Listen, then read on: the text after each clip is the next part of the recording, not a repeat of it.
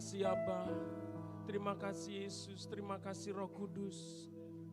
Kami percaya bahwa kuasa-Mu mengalir di tengah-tengah kami Tuhan. Engkau mau menyembuhkan yang terluka, Engkau akan memulihkan setiap kami. Karena Engkau adalah Allah yang mengetahui setiap keadaan yang kami alami hari ini Tuhan. Tuhan, hari ini hamba berdoa Tuhan, biarlah Tuhan terus melawat umat-Mu di tempat ini. Biarlah terus mereka mengalami kuasa Tuhan, mengalami jamahan Tuhan. Terima kasih Tuhan, terima kasih. Biarlah pujian, penyembahan yang kami naikkan kepadamu Tuhan menjadi dupa yang harum, yang mengagungkan, yang menyenangkan hati-Mu Tuhan. Tiba saatnya pagi hari ini kami juga siapkan hati kami Tuhan. Kami mau buka hati kami Tuhan untuk menerima benih kebenaran firman-Mu. Tuhan, sucikan dan kuduskan kami, layakkan kami Tuhan. Supaya setiap benih kebenaran firman-Mu yang Tuhan tabur pagi hari ini Tuhan, jatuh di dalam hati kami yang paling baik Tuhan, yang paling subur Tuhan. Sehingga firman-Mu itu bisa bertumbuh dan menghasilkan sesuatu yang memuliakan Tuhan melalui hidup kami Tuhan. Terima kasih Tuhan, urapi hamba-Mu yang akan menyampaikan firman-Mu. Kuduskan hamba-Mu, layakkan hamba-Mu Tuhan. Supaya setiap perkataan yang keluar dari bibir mulut hamba-Mu ini adalah perkataan firman Tuhan yang adalah isi hati-Mu yang Tuhan ingin sampaikan kepada umat-Mu di tempat ini. Sehingga firman-Mu itu menguatkan, meneguhkan dan membuat kami semakin mencintai dan mengasihi Engkau. Terima kasih Tuhan, berfirmanlah Engkau, kami siap untuk mendengar, bahkan untuk melakukannya di dalam hidup kami. Terima kasih Tuhan, di dalam nama Yesus kami sudah berdoa dan mengucap syukur. Haleluya, sama-sama katakan amin. Haleluya, silakan duduk Bapak Ibu ini kasih Tuhan. Shalom, apa kabar semuanya? Haleluya, haleluya.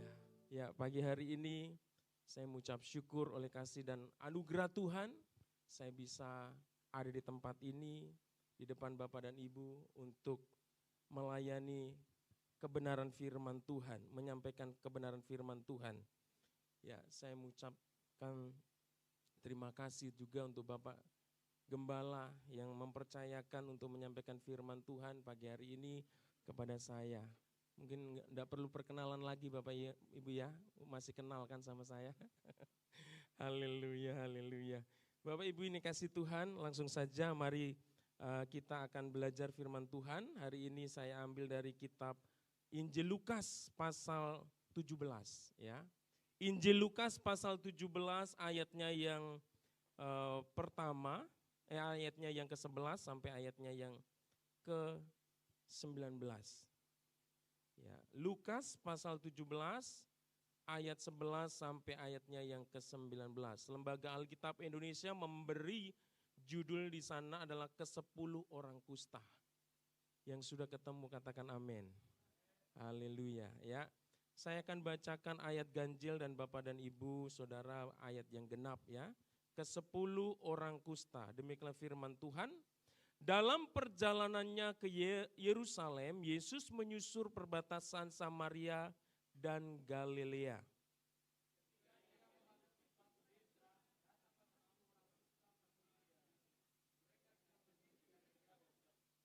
Dan berteriak, Yesus Guru, kasihanilah kami.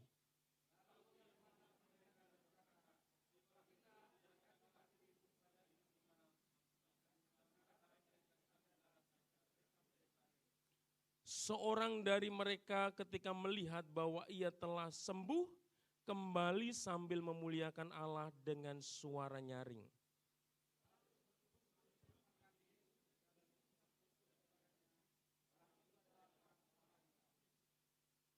Lalu Yesus berkata, bukankah ke-10 orang tadi semuanya telah menjadi tahir? Di manakah yang 9 orang itu?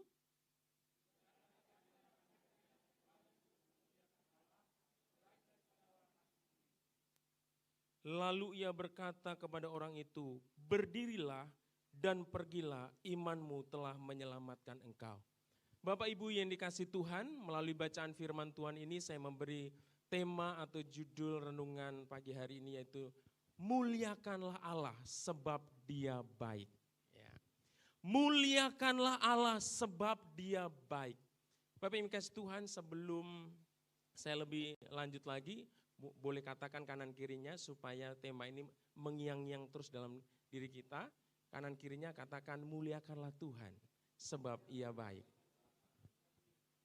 Sambil senyum ya, jangan diancam. Ya, memuliakan Tuhan itu harus keluar dari hati, Bapak Ibu kasih Tuhan. Bukan karena diintimidasi, saudara ya. Ya, Bapak Ibu ini kasih Tuhan. Di dalam kehidupan kita sebagai anak-anak Tuhan, sebagai orang Kristen, sebagai orang percaya, tidak ada alasan sebenarnya untuk tidak memuliakan Tuhan, untuk tidak memuliakan Allah di dalam hidup kita. Sebab Tuhan itu begitu baik dalam setiap kehidupan kita, amin. Saudara yang kasih Tuhan, tetapi ada banyak orang yang tidak bisa memuliakan Tuhan di dalam hidupnya. Karena apa? Mereka Karena mereka tidak menyadari bahwa Tuhan yang dia sembah, Tuhan yang dia percaya, Tuhan yang dia imani itu adalah Tuhan yang maha baik, saudara yang kasih Tuhan. Sebenarnya setiap kita anak-anak Tuhan sudah menerima kebaikan Tuhan, sudah menerima berkat Tuhan. Tetapi tidak semua orang bisa menyadari bahwa apa yang dia nikmati, apa yang dia alami itu semua karena berkat dan kasih karunia Tuhan. Kita bisa bernafas hari ini itu semua karena anugerah Tuhan. Saudara yang kasih Tuhan, kita bisa mengangkat tangan seperti ini, itu anugerah Tuhan. Kita bisa menggerakkan jari-jari ini anugerah Tuhan, berkat Tuhan. Saudara yang kasih Tuhan, ketika kita masih bisa beraktivitas seperti biasa, seolah-olah hidup kita ya yang nggak ada yang luar biasa. Tetapi kalau ada sesuatu gangguan terhadap kesehatan kita, kita baru merasa bahwa kesehatan itu mahal, saudara. Ya, saya pernah, saudara yang kasih Tuhan, jari saya ini bagian, kalau nggak salah bagian mana ya, bagian manis ini, saudara, itu nggak bisa digerakkan, saudara. Pada waktu itu saya merasa bingung, saudara. Saya merasa ya ada rasa takut, rasa cemas, saudara. Karena di dalam pelayanan itu saya main keyboard, saudara ya. Dengan tidak berfungsinya satu jari saya, saudara, itu saya nggak bisa main, saudara. Dan disitulah saya merasa bahwa Tuhan ternyata menggerakkan jari ini pun kalau bukan karena kasih karunia Tuhan, itu tidak bisa, saudara. Puji Tuhan, hari ini bisa, saudara. Bergerak, saudara. Ini adalah berkat Tuhan. Kalau kita menghitung-hitung berkat dan kebaikan Tuhan dalam hidup kita, pasti kita nggak akan bisa menghitungnya, mengungkapkannya dengan kata-kata kita. Karena terlalu banyak, terlalu luar biasa Tuhan itu baik dalam hidup kita. Tetapi seringkali kita lebih banyak mengeluh, kita lebih banyak bersungut-sungut, dan kita kok sering komplain kepada Tuhan. Kita merasa bahwa Tuhan itu tidak baik. Oleh karena itu hari ini kita merenungkan kebenaran firman Tuhan ini. Yang kita baca ini, saudara yang kasih Tuhan. Saya ingin memperlihatkan, menunjukkan kepada Bapak dan Ibu bahwa Tuhan itu begitu baik, luar biasa, saudara. Tapi seringkali ketika seseorang yang menerima kebaikan Tuhan itu, dia melupakan untuk mengucap syukur, untuk memuliakan Tuhan. Saudara yang kasih Tuhan, ya. Di ayat 11 dan 12 firman Tuhan katakan begini. Dalam perjalanannya ke Yerusalem, Yesus menyusur perbatasan Samaria dan Galilea. Ketika ia memasuki suatu desa, datanglah 10 orang kusta menemui dia. Mereka tinggal berdiri agak jauh, saudara. Dikatakan firman Tuhan ini ketika Yesus sedang mau kembali ke Yerusalem, sedang menyusuri satu daerah namanya daerah Samaria dan Galilea. Di situ Tuhan Yesus ya dikatakan ada 10 orang datang kepada Yesus yang menderita penyakit kusta, saudara. Dan dikatakan mereka ya orang-orang yang sakit kusta itu berdiri agak jauh ya dari Yesus, saudara. Jadi ada jarak yang cukup jauh antara Yesus dan orang kusta ini, saudara. Saudara yang kasih Tuhan, kenapa hal itu bisa terjadi, saudara? Bukankah ada orang yang sakit, ada orang yang menderita ketika Yesus hadir, Yesus datang, Ya, ada banyak orang yang berdesak-desakan ingin segera menjamah Yesus, ingin dekat dengan Yesus, tetapi orang kusta ini, saudara yang kasih Tuhan, dia datang tetapi ada jarak.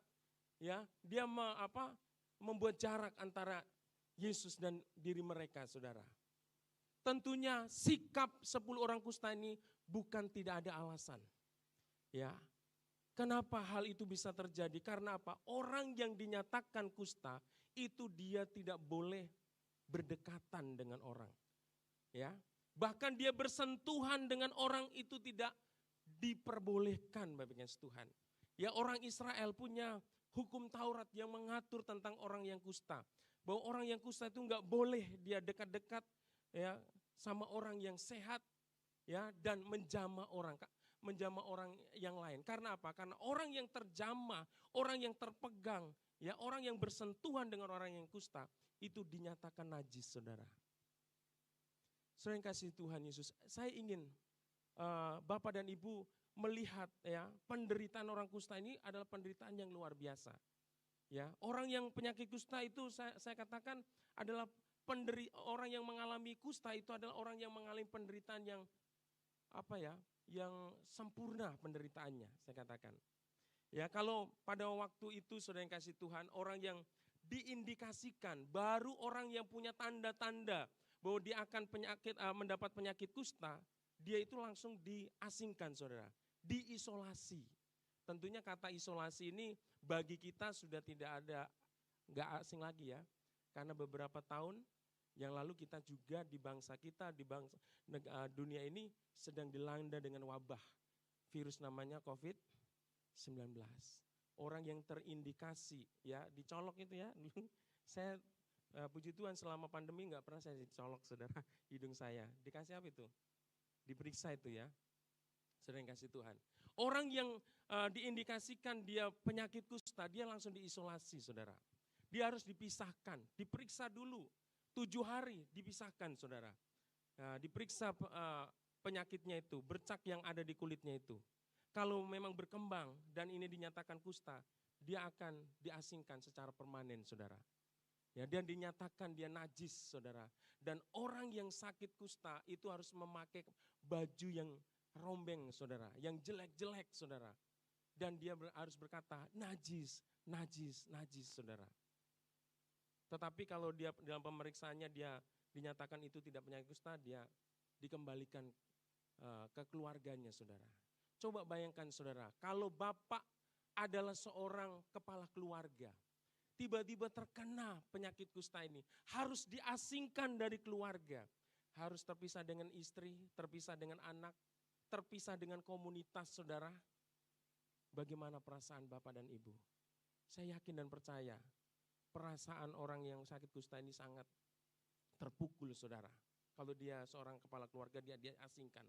Apalagi dia punya status sosial, mungkin punya jabatan, dia harus tinggalkan itu dan dia harus terasing, saudara. Dia merasa hidupnya tidak berharga lagi, saudara. Hidupnya tidak akan ada artinya lagi, saudara. Dia terpukul. Tentunya kalau kita sakit, saudara, biasanya kan kalau dirawat di rumah sakit atau sakit di rumah, tentu kita merindukan ya ada orang yang datang mendoakan kita, ya mengunjungin kita, dan ketika kita sakit itu senang banget, ya imunitas kita bisa bangkit, saudara, semangat karena ada orang yang memperhatikan. Tetapi orang yang sakit kusta ini, siapa yang mengunjungi dia, siapa yang mendoakan dia, saudara? Justru dia dijauhi, saudara. Itu penderitaannya, saudara. Ya, yang pertama, tentunya orang yang sakit kusta ini dia menderita secara jasmani, saudara. Secara fisiknya dia juga menderita sakitnya yang luar biasa. Mungkin ada rasa nyeri, rasa yang gak enak pada tubuhnya, saudara yang kasih Tuhan. Selain tadi, ya dia diisolasi, ya saudara, dipisahkan dari orang-orang yang dia kasihi. Saudara, dia harus melepaskan mungkin jabatan-jabatan atau posisi yang selama ini mungkin dibanggakan, saudara. Dia tidak bisa lagi menjalankan itu semua. Dia terpisah. Dan yang kedua, dia menderita secara jasmani, saudara. Ya, dia sakit semua. Ya, tubuhnya sakit, mengalami sakit luar biasa. Dan tentunya ada hal yang ketiga, saudara. Ya, orang yang sakit kusta ini, dia juga hubungannya dengan Tuhan itu menjadi terganggu, saudara. Karena apa? Orang yang penyakit kusta dinyatakan najis dan dalam keadaannya itulah dia tidak diizinkan untuk bisa datang ke rumah Tuhan. Ya, untuk beribadah kepada Tuhan, saudara. Jadi secara psikisnya, jiwanya dia menderita. Secara jasmani dia menderita, secara spiritual dia juga menderita. Makanya orang yang sakit kusta saya katakan penderitaannya itu paripurna, sempurna, saudara. Nggak ada yang melebihi penderitaan dari orang kusta ini, saudara. Nah, Bapak Ibu ini kasih Tuhan, dalam keadaan yang parah seperti inilah mereka datang kepada Tuhan. Ketika mereka sudah tidak ada harapan lagi, saya yakin dan percaya orang-orang kusta ini tidak tinggal diam, saudara, ketika dia sakit. Tentunya sudah ada usaha, sudah ada upaya yang mereka lakukan supaya mereka sembuh, saudara. Sebagaimana seorang wanita yang 12 tahun pendarahan, saudara. Dia juga sudah berupaya untuk berusaha untuk sembuh, saudara, saya penyakitnya. Sehingga semua hartanya dihabiskan untuk kesembuhannya. Saya yakin dan percaya orang-orang yang menderita sakit kusta ini sudah melakukan segala upaya, segala usaha untuk supaya hidupnya dipulihkan, disembuhkan. Tetapi apa? Yang segala usaha itu tidak terjadi dalam kehidupannya, saudara. Dan dia satu-satunya adalah dia datang kepada Yesus. Kenapa dia datang sama Tuhan Yesus, saudara? Karena dia percaya bahwa Yesus adalah pribadi yang sanggup memulihkan dia. Mereka percaya bahwa Yesus sanggup memulihkan dia, menyembuhkan dia, mentahirkan dia, saudara. Ya, kenapa dia sampai percaya? Karena dia sudah mendengar, mereka sudah mendengar banyak hal tentang Yesus. Bagaimana banyak mujizat dilakukan oleh Yesus. Orang mati dibangkitkan, orang lumpuh dibuat berjalan, orang yang buta dibuat melihat, orang tuli dibuat mendengar, saudara. Dan berbagai macam penyakit disembuhkan oleh Tuhan Yesus. Yesus adalah tabib di atas segala tabib. Amin. Yesus adalah dokter di atas segala dokter, saudara. Saat 10 orang kusta ini sudah melakukan upayanya, usahanya, dia sudah enggak lagi tahu apa yang harus dia lakukan.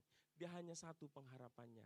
Dia melihat dan memandang Yesus adalah pribadi yang sanggup memulihkan dia, yang sanggup menyembuhkan dia, yang sanggup mentahirkan dia, saudara. Sehingga mereka melangkahkan kaki mereka, dia datang sama Tuhan Yesus. Tapi dalam keadaannya sebagai orang kusta, dia datang tetapi tidak berani untuk dekat-dekat sama Yesus.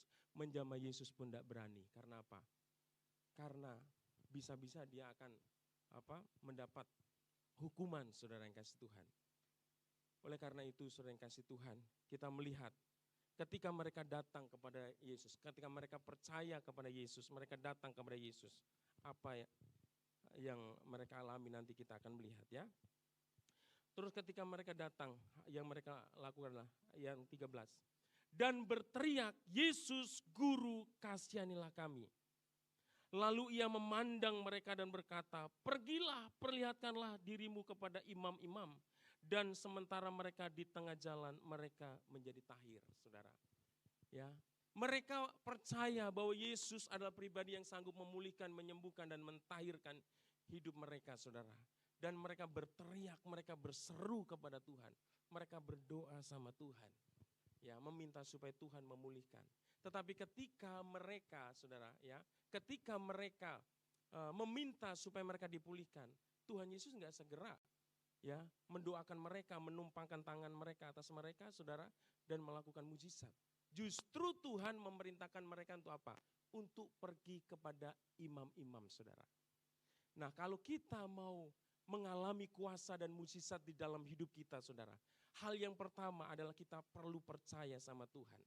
Tapi hal yang kedua, kita perlu taat sama Tuhan. Amin. Saya yakin dan percaya 10 orang kusta ini dia percaya Yesus sungguh-sungguh, bahwa Yesus sungguh-sungguh sanggup memulihkan mereka. Dan dia juga percaya setiap perkataan Yesus adalah perkataan yang berkuasa, yang harus mereka taati, saudara. Mereka ketika diperintahkan kepada imam-imam, untuk datang kepada imam-imam, mereka tidak protes, saudara. Kenapa mereka harus datang kepada imam-imam, saudara? Karena orang yang memiliki otoritas atau kapasitas untuk menyatakan seseorang itu tahir, seseorang itu telah sembuh, seseorang itu telah pulih dari kusta adalah seorang imam, saudara. Dan pada waktu itu, saudara, ketika mereka diperintahkan oleh Yesus untuk pergi kepada imam-imam, keadaan mereka masih ada dalam keadaan yang penyakit kusta. Belum ada terjadi mujizat tuh, saudara. Itu bukan sesuatu yang apa ya, ketaatan dalam kondisi seperti ini itu bukan ketaatan yang mudah untuk dilakukan. Mereka sadar betul ya dengan keadaan mereka, untuk apa mereka datang kepada imam-imam sedangkan dirinya masih dalam keadaan sakit kusta. Ya, pasti mereka akan diusir, pasti mereka akan dimarahin, saudara. Tetapi mereka apa? Mereka mau taat. Apa yang diperintahkan oleh Tuhan itu pasti ada kuasa, saudara. Dalam keadaan yang masih belum dipulihkan, mereka pergi kepada imam-imam. Mereka percaya bahwa Yesus sanggup memulihkan dan menyembuhkan mereka, saudara. Dan apa yang terjadi ketika mereka mulai taat, saudara? Mujizat terjadi. Di tengah jalan mereka mengalami pemulihan, mengalami kesembuhan, dan mengalami pentahiran daripada Tuhan. Saudara yang kasih Tuhan, ketaatan itu penting untuk kita bisa melihat kuasa dan mujizat dinyatakan dalam hidup kita. Saudara yang kasih Tuhan, hari-hari ini saya sangat-sangat bersyukur sama Tuhan. Saya mau bersaksi, saudara yang kasih Tuhan. Di dalam pelayanan kami, dalam penggembalaan kami di Cikarang, saudara. Ya, di salah satu pengerja kami itu ada sepasang suami istri, saudara yang kasih Tuhan. Ya, dia itu udah menikah 12 tahun, saudara. Belum dikaruniai anak. Ya, 12 tahun. Sebagai gembala dan ibu gembala, istri saya, saudara, itu menjadi pergumulan bagi kami. Dan kami selalu berdoa, saudara, dan kami selalu mengimani bahwa Tuhan, Engkau akan menyatakan kuasa-Mu dalam pelayanan kami. Tuhan, kami pasti akan melihat kuasa dan mukjizat yang Tuhan nyatakan dalam hidup kami. Di dalam penggembalaan. Supaya apa? Supaya jemaat Tuhan, supaya domba-domba yang Tuhan kirimkan untuk di dalam penggembalaan kami, mereka juga bisa mengalami kuasa dan mukjizat Tuhan. Dan saya melihat begini, Bapak Yesus Tuhan. Bapak dan Ibu ini adalah yang 12 tahun sudah menikah, saudara. Itu luar biasa, setianya luar biasa melayani. Waktu kami membuka pelayanan pertama penggembalaan, itu pakai musik gitar, saudara. Namanya Pak Parmin, saudara Manalu. Orang Batak tapi namanya nama Jawa, Parmin. Saudara yang kasih Tuhan. Tapi luar biasa, setianya luar biasa. Pada waktu itu dia hanya bisa apa? Bisa main gitar saja, saudara. Dan pada waktu itu selalu gantian. Kalau dia bisa, selalu dia. Dari main gitar, saudara. Dia yang selalu mengiringi, saudara. Suami istrinya WL, saudara. Dan saya melihat kesetiaannya begitu luar biasa. Ya, pada waktu itu belum bisa main keyboard. Saya ajarin main keyboard, saudara. Hanya saya kasih 6 kunci, saudara. Tapi bisa hampir menyanyikan semua lagu, saudara. Karena pakai transpose, saudara. Dan itu dia pelajarin sendiri. Saya kasih kunci ini Pak. Kan dasarnya dia ada main musik gitar, saudara. Dia kembangin, saudara. Sampai hari ini menjadi pemusik dan WL kami, saudara. Dan kami beberapa hari yang lalu, waktu kul, kami mendengar kesaksian yang luar biasa. Tapi sebelumnya udah WhatsApp ke kami, hasil ini ya, itu USG, saudara, udah disampaikan kepada kami bahwa mereka dikaruniai Tuhan untuk bisa hamil, saudara, mengandung, saudara. Saya yakin dan percaya ini adalah buah ketaatan mereka dalam melayani Tuhan.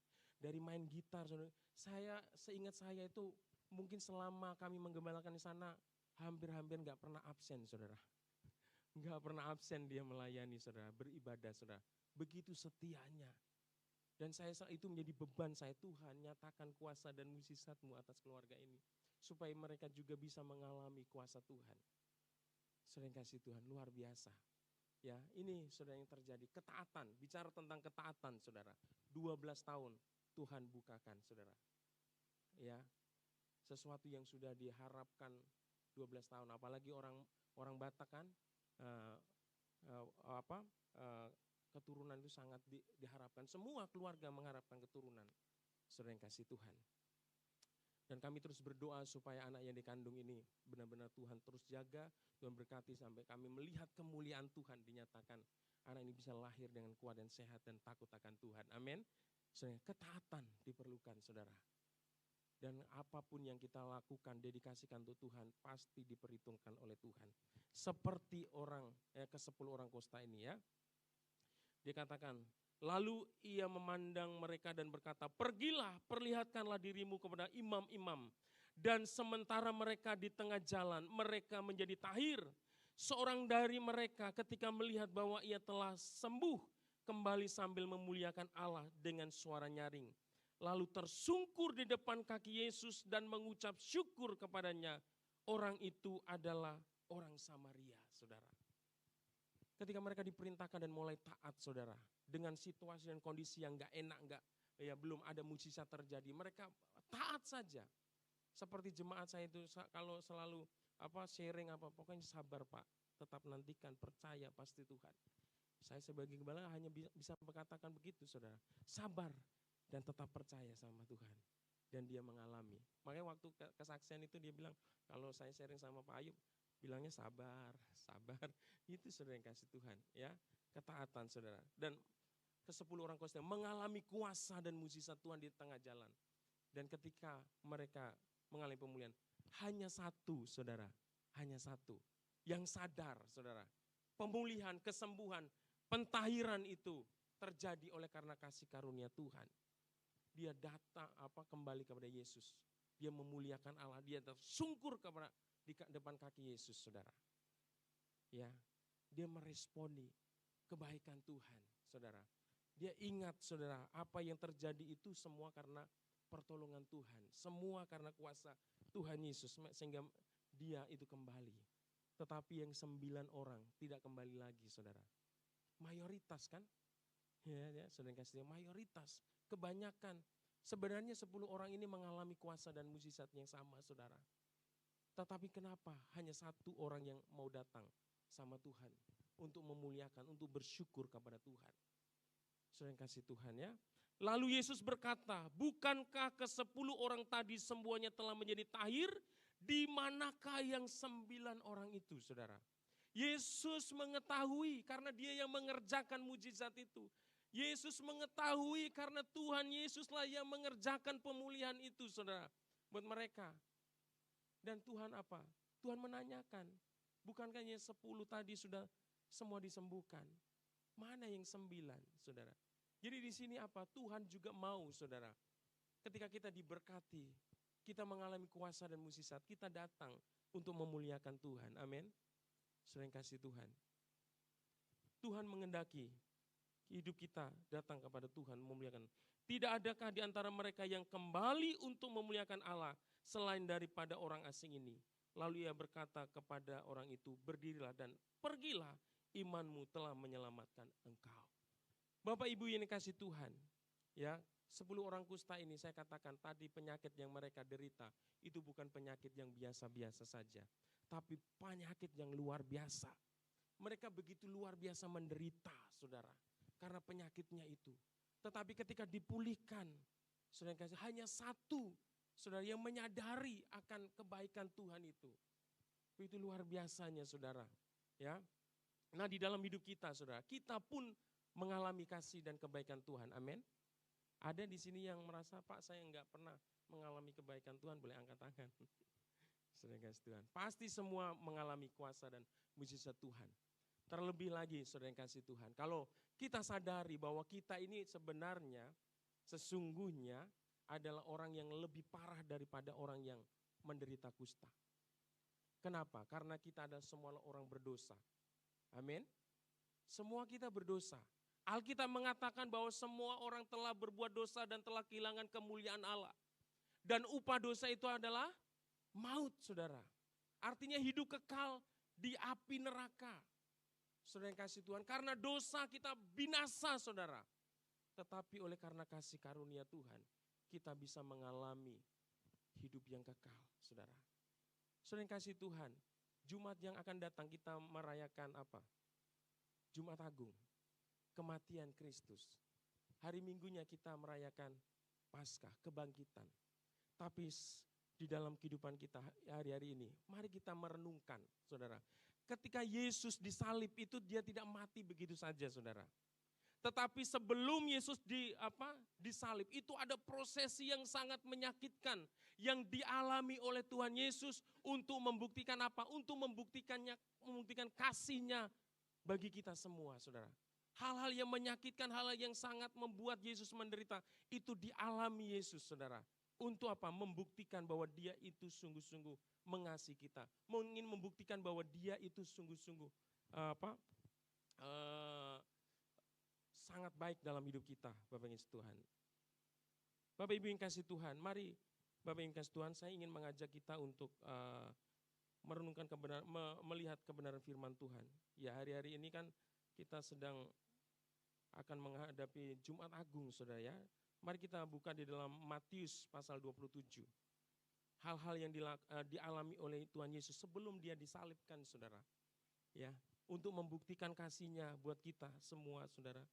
Ada hal yang sangat luar biasa yang Yesus alami, ya, penderitaan yang sangat luar biasa yang Yesus alami.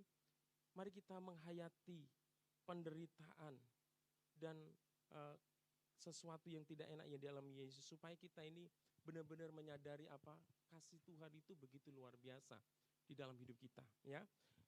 Di dalam Matius pasal 27 ayat 27 sampai ayatnya yang ke-31. Saya akan bacakan mungkin untuk bertahap ya. Ayat 27 dan ayat 28. Firman Tuhan katakan begini. Judulnya Yesus diolok-olokkan. Kemudian serdadu-serdadu wali negeri membawa Yesus ke gedung pengadilan, lalu memanggil seluruh pasukan berkumpul sekeliling Yesus. Mereka menanggalkan pakaiannya dan mengenakan jubah ungu kepadanya. Bapak Ibu yang kasih Tuhan, Yesus ditangkap ya, dan dia diarak dan dibawa ke gedung pengadilan, saudara di sini ya. Ketika dia ada di gedung pengadilan itu, saudara yang kasih Tuhan, yang dialami Yesus apa? Pakaiannya ditanggalkan, dibuka, saudara, dengan paksa. Ya, kalau di sini mungkin ada anak-anak muda, ya. Kalau engkau mengalami hal seperti ini, mungkin hari-hari ini disebut apa namanya? Bully ya, dibully. Yesus mengalami dibully, saudara. Dia ditelanjangin, saudara, di gedung pengadilan. Kalau kita melihat gedung pengadilan itu, walaupun di situ ada penjahat, tetapi di situ adalah tempat terhormat sebenarnya. Ya. Tapi Tuhan Yesus diperlakukan dengan tidak hormat, saudara, di situ. Dia ditelanjangi, saudara, dibuka bajunya, saudara, di situ. Terus habis itu dikenakan kain ungu, saudara. Jubah ungu, ini melambangkan apa ya? Pakaian sebenarnya yang dikenakan oleh orang-orang bangsawan, orang-orang kaya, orang-orang yang terhormat, saudara. Yesus ditelanjang di sana, terus dikenakan jubah ungu. Ini bukan karena mereka menghormati, tapi sebenarnya sedang melecehkan Tuhan Yesus. Ya, seolah-olah dia diperlakukan sebagai seorang raja, tetapi itu sebagai tindakan pelecehan, ya. Katakan mereka menganyam sebuah mahkota duri dan menaruhnya di atas kepalanya, lalu memberikan dia sebatang buluh di tangan kanannya. Kemudian mereka berlutut di hadapannya dan mengolok-olok dia, katanya, "Salam hai Raja orang Yahudi." Ini penderitaan yang dialami Tuhan Yesus. Saudara yang kasih Tuhan, ya, mungkin pada waktu dia ditelanjangi, pada waktu secara fisik dia enggak mengalami sakit, tetapi yang sakit apa? Hatinya, saudara ya. Kadang-kadang kalau kita diejek kan yang benjol bukan kepala kita, tapi hati kita itu yang tersakiti, saudara. Yesus ya, jiwanya ya, hatinya tersakiti, teraniaya, saudara. Tetapi bukan hanya jiwanya, bukan hatinya yang tersakiti, saudara. Ya, dia bukan hanya sekedar direndahkan, tetapi dia juga disakiti secara apa? Secara jasmani, di mana prajurit-prajurit menganyam mahkota, tapi mahkota yang dibuat dari duri, saudara. Coba bayangkan. Mahkota itu bicara tentang kemuliaan. Mahkota bicara tentang sesuatu yang mulia, karena yang mengenakan mahkota itu adalah seorang raja, saudara. Orang yang luar biasa, tetapi Yesus mengenakan mahkota duri. Saudara, dikenakan, saudara. Terus dikasih sebatang buluh, buluh ya, sebatang buluh, seperti tongkat saudara, ya. Seorang raja kan ada tongkatnya, ya, tongkat komando, ya otoritas saudara. Dan mereka memperlakukan Yesus seolah-olah seperti raja. Mereka sujud menyembah, ya, mengatakan salam hai Raja orang Israel. Saudara kasih Tuhan. Tetapi apa yang dilakukan serdadu ini bukan untuk menghormati Yesus, sedang melecehkan Yesus, sedang merendahkan Yesus, saudara. Yesus direndahkan, tapi Tuhan Yesus tetap diam, saudara. Walaupun hatinya sakit, saudara, jiwanya sakit, jasmaninya sakit, saudara, dia tetap diam. Dia menanggung itu semua untuk apa? Untuk kita yang berdosa, saudara. Lalu katakan lagi, saudara. Mereka meludahinya dan mengambil bulu itu dan memukulnya kepalanya. Yesus diludahi. Ya, ini tindakan benar-benar kurang ajar banget, saudara. Ya, orang yang benar-benar Yesus direndahkan. Saudara, kita mungkin nggak pernah diludahi orang, saudara. Yesus sudah pernah diludahi. Kita baru kena kata-kata sedikit aja mungkin yang nggak berkenan kepada kita, kita langsung tersinggung, langsung marah respon. Tapi Tuhan Yesus tetap diam, dia tidak melawan, saudara. Apakah Tuhan Yesus nggak sanggup melawan? Bisa saja, saudara. Dia bisa kerahkan pasukannya, saudara, ya. Dia bisa gunakan kuasanya untuk menghancurkan, untuk membinasakan orang-orang yang menganiaya dia. Bukannya Tuhan tidak sanggup, saudara. Yesus tidak sanggup untuk melawan mereka, ya. Mereka meludahinya dan mengambil bulu itu dan memukulnya kepalanya. Sesudah mengolok-olokkan dia, mereka menanggalkan jubah itu daripadanya dan mengenakan pula pakaiannya kepadanya. Kemudian mereka membawa dia keluar untuk disalibkan. Ya, di dalam perikop ini belum sempurna sebenarnya penderitaan yang Yesus alami, saudara. Masih ada cambuk, ada tendangan, ya, masih ada banyak kata-kata cacian, makian yang diterima oleh Tuhan Yesus kalau kita baca seluruh firman Tuhan. Kalau kita sebagai orang Kristen, sebagai orang percaya, ya, melihat apa yang Tuhan Yesus tanggung ini, saudara, penderitaan yang Tuhan Yesus alami ini, maka kita tidak akan main-main lagi sama Tuhan. Ya, hidup kita pasti akan kita persembahkan untuk memuliakan Tuhan. Saudara, kita tidak lagi ibadah itu ibadah yang ya karena rutinitas, saudara. Kita berdoa, kita menyembah Tuhan tidak dengan sembarangan, saudara. Kita akan memberikan yang terbaik buat Tuhan. Karena Tuhan sudah menyatakan kasih-Nya, menyatakan kebaikan-Nya yang begitu luar biasa. Yang tidak ternilai, saudara. Dia mau lakukan dan dia mau menanggung semua penderitaan yang tidak bisa ditanggung oleh semua orang, saudara. Seorang pun tidak bisa menanggung penderitaan yang dialami Tuhan Yesus. Karena penderitaan Tuhan Yesus itu begitu luar biasa. Untuk menyelamatkan Bapak dan Ibu dan saya. Dia bukan hanya mati dipaku di kayu salib. Tapi ada prosesi, ada penderitaan, ada penganiayaan yang Yesus alami yang begitu menyakitkan, saudara. Bapak Ibu yang kasih Tuhan, oleh karena itu hari ini Bapak kasih Tuhan, mari kita sebagai anak-anak Tuhan, sebagai orang percaya, muliakanlah Tuhan di dalam hidupmu. Amin. Dalam perkataanmu, dalam perbuatanmu, dalam segala sesuatu yang kau lakukan dalam hidupmu. Engkau harus sadar, engkau harus tahu, engkau harus mempunyai tujuan bahwa nama Tuhan yang harus dipermuliakan. Nama Tuhan yang harus diagungkan, saudara. Dan tentunya kita akan selalu untuk datang kepada Tuhan mengucap syukur. Untuk datang kepada Tuhan untuk memuji, menyembah, untuk beribadah kepada Tuhan. Bapak Ibu ini kasih Tuhan, hari ini saya mau katakan, apapun pergumulanmu di dalam hidupmu, bagi Tuhan tidak ada yang mustahil. Lihatlah orang kusta ini, hidupnya udah parah, saudara, hidupnya sudah hancur, tidak ada pengharapan. Tetapi kalau engkau datang sama Tuhan, engkau percaya bahwa Yesus sanggup memulihkan hidupmu, engkau mau taat sama Tuhan, maka mujizat pasti akan terjadi, saudara. Tapi ingat, saudara, kalau engkau mengalami kuasa dan mujizat, engkau jangan lebih mengasihi pemberian Tuhan, mujizat Tuhan, tetapi engkau harus lebih mengasihi pribadi yang sanggup membuat mujizat itu. Ya, engkau harus lebih dekat, melekat sama pribadi yang menjadi sumber berkat dalam hidupmu, saudara. Ada banyak orang yang ketika diberkati, saudara, lupa sama Tuhan. Ketika hidupnya susah, ketika hidupnya penuh dengan pergumulan, dia menangis-nangis datang kepada Tuhan. Tetapi ketika doanya dijawab oleh Tuhan, mereka melupakan Tuhan. Dan saya rindu jemaat di tempat ini, jangan menjadi jemaat yang seperti itu. Amin. Harus benar-benar menyadari bahwa semua yang kita miliki, Yang kita nikmati adalah anugerah Tuhan. Berikan yang terbaik. Muliakanlah Tuhan. Haleluya, beri kemuliaan buat Tuhan. Anak-anak muda, jadilah berkat engkau di tengah-tengah komunitasmu. Mungkin di sekolahmu, di kuliah, ya, di bangku kuliah, kampusmu, ya, di tempat kerjamu, jadilah berkat. Biarlah nama Tuhan dipermuliakan melalui hidupmu. Orang bisa melihat Kristus ada dalam hidupmu.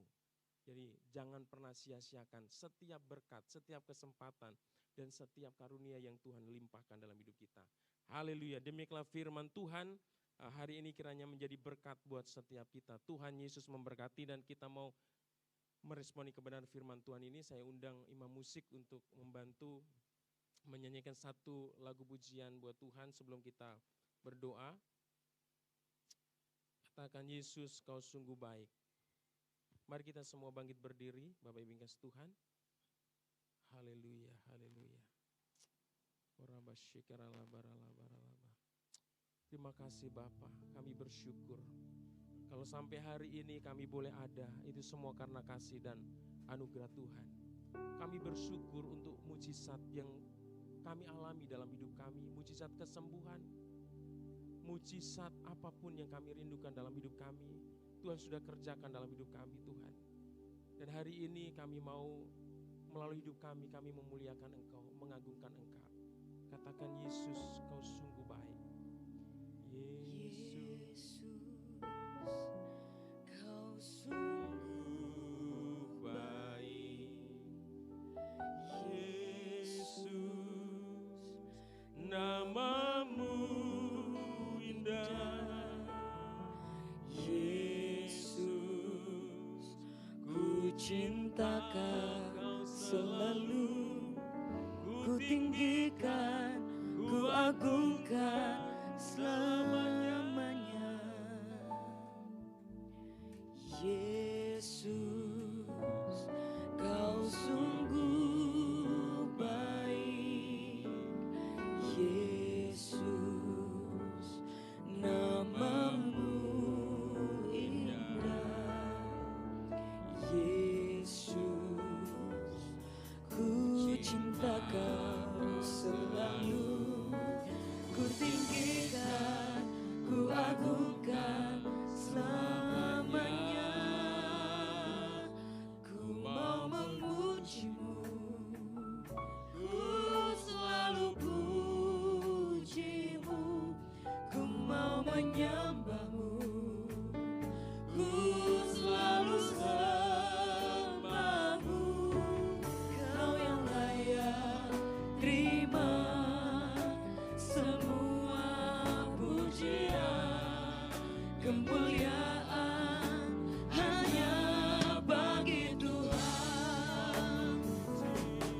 Ku mau memuji-Mu, ku selalu puji-Mu. Ku mau menyembah-Mu, ku selalu sembah-Mu. Kau yang layak terima semua pujian, kemuliaan hanya bagi Tuhan. Kemuliaan hanya bagi Tuhan. Kemuliaan hanya bagi Tuhan. Haleluya.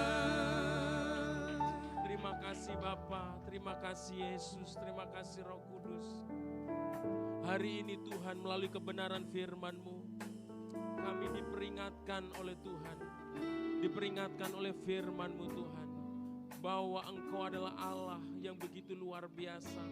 Engkau mengasihi kami Tuhan, Engkau memberkati kami dengan limpahnya Tuhan. Seringkali kami tidak menyadari bahwa apa yang kami bisa nikmati sampai hari ini, apa yang kami bisa jalani hari ini, itu semua karena kebaikan-Mu, itu semua karena anugerah-Mu Tuhan. Tuhan Yesus, kami mau Tuhan memuliakan Engkau dalam segenap hidup kami Tuhan. Karena semua yang bisa kami nikmati dan semua yang kami bisa jalani, Itu semua adalah karena pemberian-Mu Tuhan. Tuhan Yesus, hamba berdoa buat umat-Mu di tempat ini. Mungkin di tempat ini ada yang mengalami satu masalah dan merasa bahwa masalah itu terlalu berat. Dan mungkin ada satu kerinduan di dalam hidup umat-Mu di tempat ini yang sudah lama didoakan Tuhan. Tuhan, biarlah melalui firman-Mu ini iman mereka boleh diteguhkan kembali, bahwa Tuhan sanggup melakukan kuasa dan mujizat besar luar biasa. Tuhan, ajar kepada kami untuk mengimani, untuk mempercayai terus bahwa Engkau adalah pribadi yang sanggup memberkati, sanggup mengadakan mujizat buat kami, sanggup menolong kami Tuhan. Dan ajar kami untuk taat kepada firman-Mu Tuhan. Mungkin dalam keadaan yang tidak enak, dalam keadaan yang mungkin masih penuh dengan pergumulan dan masalah, tetapi kami mau belajar dari 10 orang kusta ini Tuhan. Apapun yang Tuhan firmankan, mereka mau taati. Ketaatan yang kami tunjukkan kepadamu bukan ketaatan ketika kami sudah merasa bahwa dalam hidup kami tidak ada pergumulan, tapi justru di dalam pergumulan, di dalam segala tantangan-tantangan yang masih kami hadapi, kami mau belajar taat kepadamu Tuhan.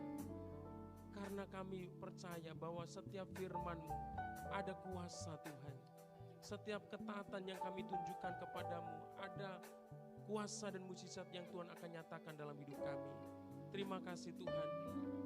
Engkau menilik Tuhan, Engkau melihat setiap umat-Mu di tempat ini. Apapun jadi pergumulan mereka, mereka yang sakit Tuhan, Engkau menjamah, Engkau menyembuhkan. Mereka yang juga merindukan keturunan Tuhan, keturunan ilahi, kiranya Tuhan juga memberkati. Biarlah kasih karunia Tuhan turun atas hamba-Mu, anak-anak-Mu di tempat ini. Mereka yang merindukan pekerjaan Tuhan juga berkati.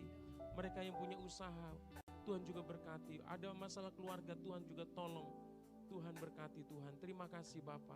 Di dalam nama Yesus, hamba-Mu telah mengakhiri pemberitaan firman-Mu ini Tuhan.